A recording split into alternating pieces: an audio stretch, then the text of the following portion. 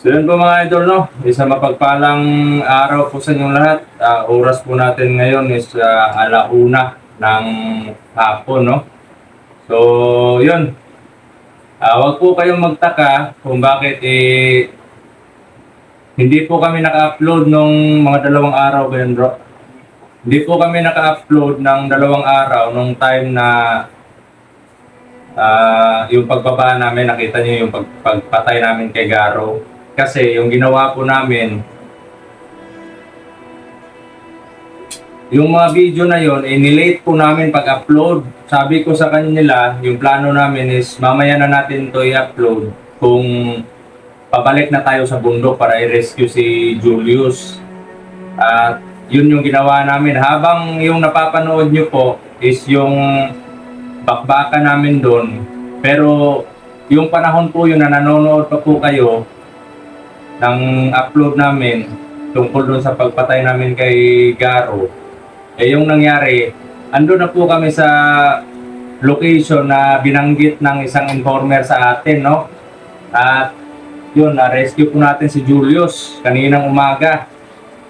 So, nagpapasalamat naman tayo sa Panginoon at may tumulong po sa atin para mapagbigay alam kung saan banda dinala si Julius.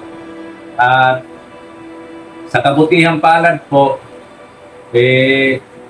parang yung plano ng kalaban kasi parang nasa daanan lang siya eh. Kumbaga, hindi sila talaga doon, hindi talaga sila nakalapit doon sa bahay.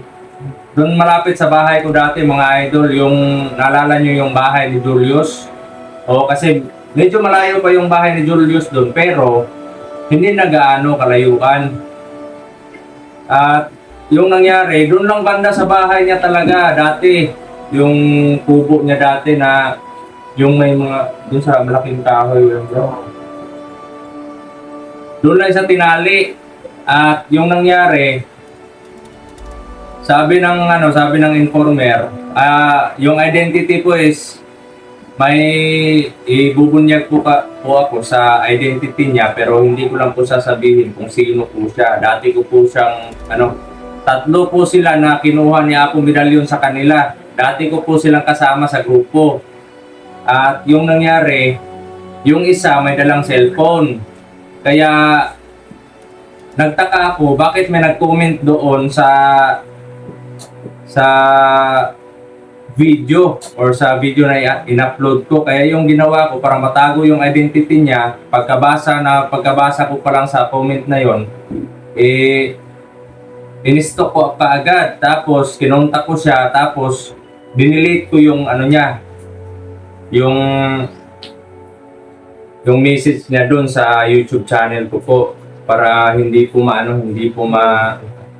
makita, kasi alam naman natin na hindi lang tayo or hindi lang po kayo yung nanonood ng mga video namin, pati na din po yung mga kalaban, no? Kaya nag-message po siya doon sa upload po natin na sabi niya, bro, si ganito ganyan, nagpakilala siya. Kabilang ako sa grupo ni Apo Medalyon, sabi niya ganon. Kasi pinangakuan niya. Akala ko kasi kasama ka pa sa hanay ni Apo Medalyon, kaya yun, sumama ako, pero iba na pala yung trabaho ngayon. Kaya yun, napagdesisyonan daw niya na sabihin yung location. Kasi sa bundok daw kami sa bundok tayo hanap ng hanap. Pero andun lang pala sa papunta pala silang Patag, kaya pala sa paanan lang ng bundok.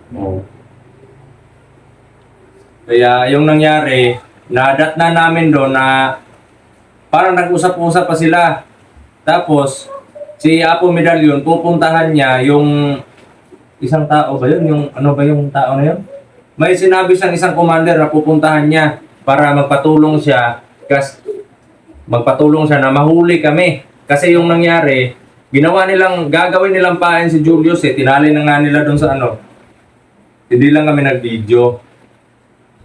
Tinali na nila doon sa magkatapat na kahoy. Tapos nakaganon siya doon. Pero si Apo Medalyon, umano muna. Umalis. Sabi niya na, anuhin niyo muna. Itali niyo muna yan. Babalik ako. Pupunta ako saglit dun sa, sa isang commander. Kasi malapit na siguro. Tapos, ilan yung naano natin doon? 8, 7 ba yun? Yung napatay natin? Walong tao yun. May 8 tao na iniwan siya doon na nakabantay kay Julius. At yung plano nila, di ba before lumisan si Apo Medallion, before niya iniwanan yung mga tao niya, sabi niya, doon ka magmasid mamaya, doon ka, di ba? Parang si Julius nasa gitna, yung gagawin nilang trap. Si Julius nasa gitna, tapos yung mga tao tsaka yung mga commander andun sa sa gilid-gilid magtatago para kung sakaling kukunin namin si Julius, matrap kami. Oo, ginawa nilang pain talaga. Buti na lang, yun yung informer ko, yung nag-inform sa amin, nagpakatotoo talaga.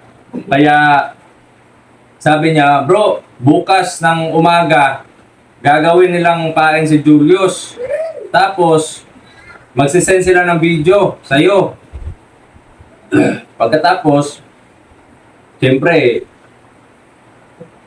yung plano siguro nila is, siyempre, pupuntahan natin, kung malaman natin kung saan yung location. Tapos makita natin yung si Julius doon na nakabitin lang, i-rescue natin. So, siyempre, talagang diretso na tayo sa sa matrap na tayo. So, yun, brother, hindi ko muna sasabihin yung identity mo. Maraming salamat. Maraming salamat sa katapatan mo. No? Kahit matagal na tayong hindi nakikita, ano pa rin, napaka-loyal mong tao. No? May prinsipyo ka. At kung ako pa sa'yo, umalis ka na dyan. Kasi wala na ako sa wala na ako sa kilusan. Si Julius wala na din. Kaya umalis ka na dyan. Kasi may pamilya ka din.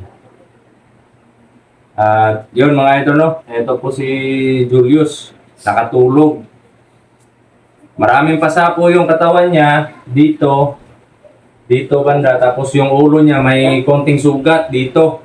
Dito banda. At medyo namaga yung kilay niya dito. Oo, parang binastroke siguro siya para So, maraming salamat po sa ninyo, sa yung pagdarasal ninyo. Yun. Yung plano po namin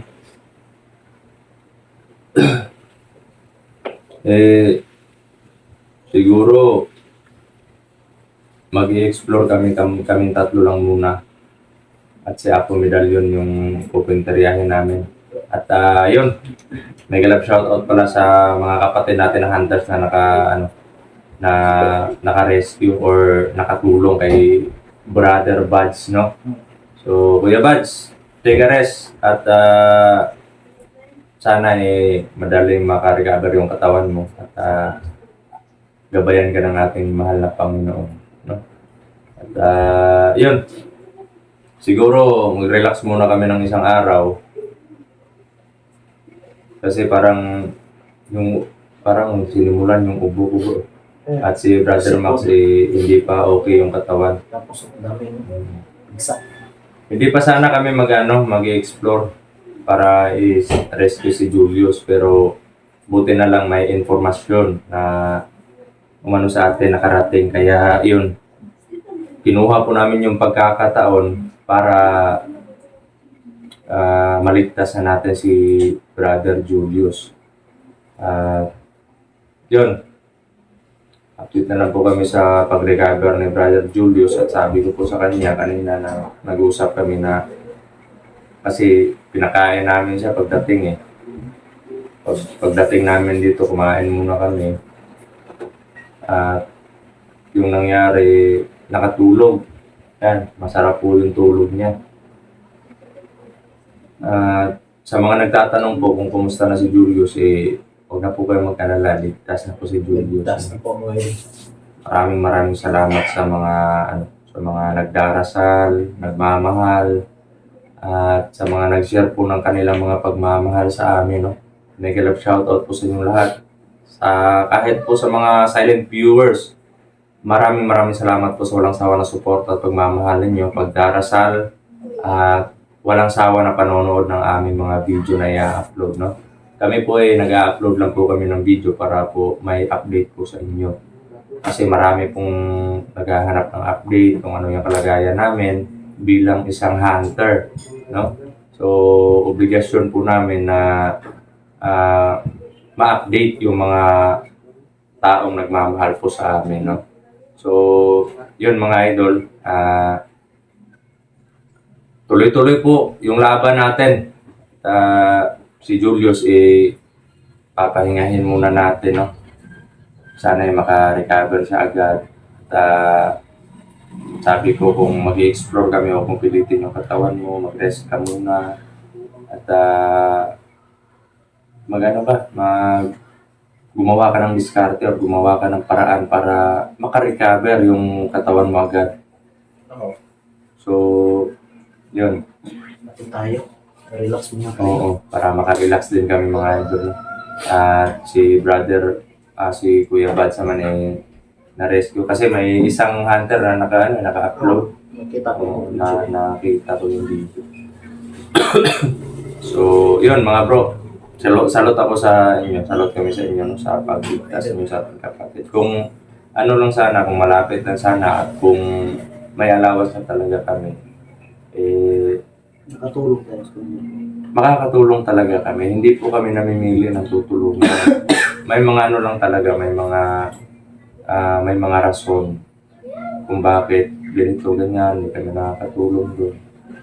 Sana po maunawaan po ninyo mga idol, no?